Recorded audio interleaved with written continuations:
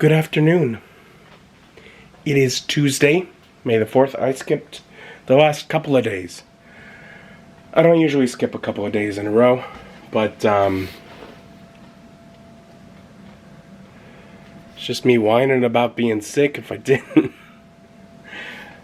Sunday I worked, and because I had to try and get plenty of rest, I had like an hour and a half from when I got off work until I went to bed. So really nothing happened there. Yesterday I had actually a lot of free time because I got to the point where it hurt to talk while on the phones that I actually had to quit work after a couple of hours. But at that point I didn't want to talk because it hurt.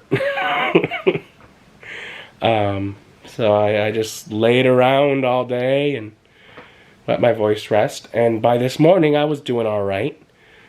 I had chosen, there were 2 hours of vacation time available today. I took the last 2 hours of the day off, which is really good because most of the day I was doing fine, still sounding like this. But right in the last half hour of work, my voice was starting to hurt while talking. So I'm glad that I didn't have another couple hours after it because I might not have made it. But I'm off work. I have the next couple of days off. I still feel like crud.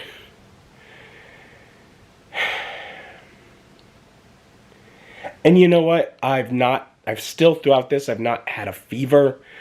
I've had a decent level of energy where I'm actually having to actively work to make myself rest extra because I know it's healthy for me.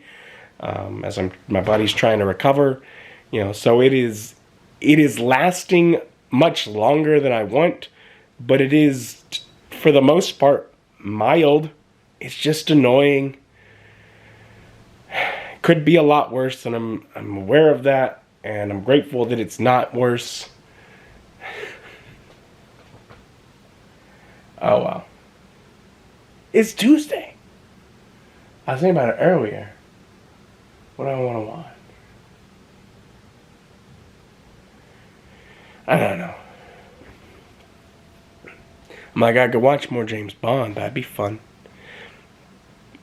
But I just felt like I didn't talk all that well about it last week because I was feeling cruddy. I was like right when that was starting. Here's one that's not too in-depth, probably doesn't require too much detailed discussion, and maybe be funny, try and bring some joy. Ernest in the Army. I'll watch Ernest in the Army today.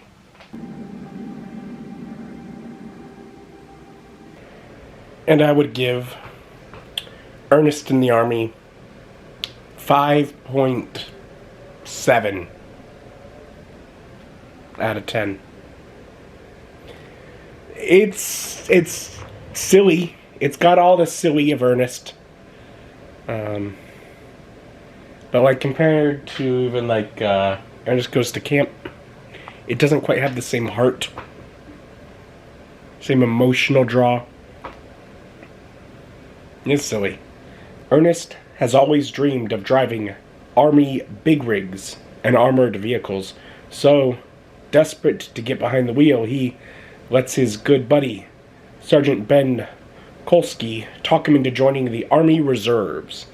This leads to a series of comic misadventures as Ernest battles the brass and takes command of the Army's rolling stock.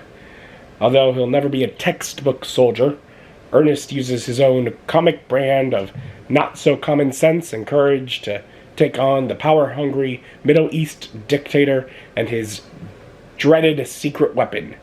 It's Ernest's biggest challenge ever as he goes all out to save his band of military misfits and a young boy orphaned by the war that he befriends along the way.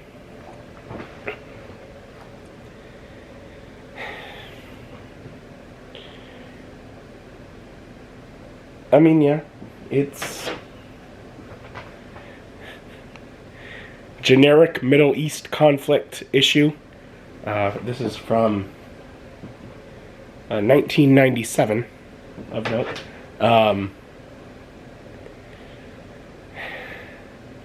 Fortunately, all the, the villains from the Middle East speak very good English, so it was really easy to understand them.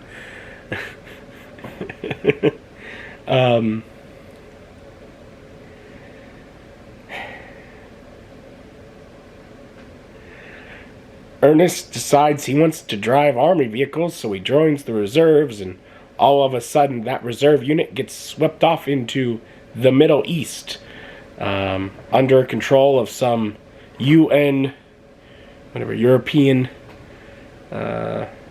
commander.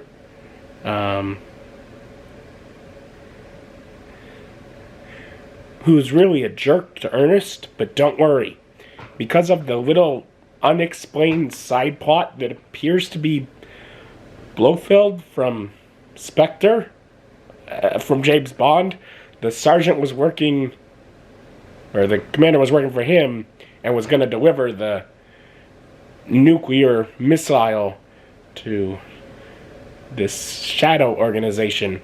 So at the end, he turned out to be the villain, and Ernest got to stop him after rescuing him, the reporter, and said orphan boy's father, all from captivity, and saving the day.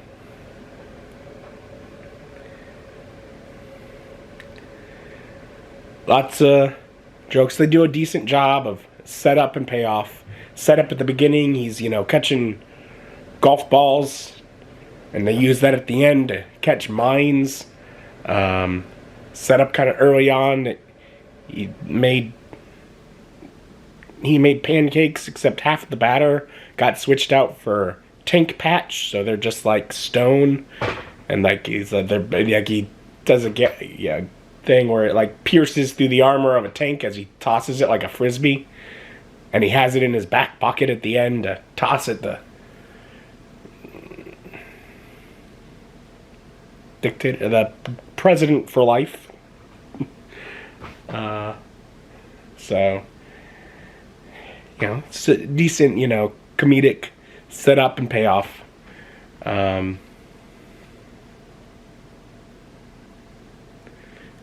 Simple story. Not a whole lot to say, but that's kind of why I chose it. Something nice and simple to sit down and enjoy today when I'm feeling cruddy.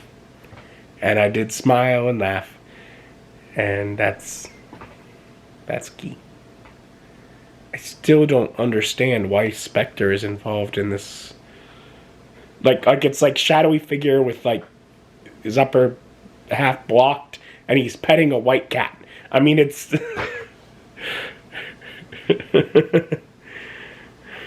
that showed up, I'm like, is that going to be explained? No. That's they're just making a James Bond reference. Okay. Anyways, well,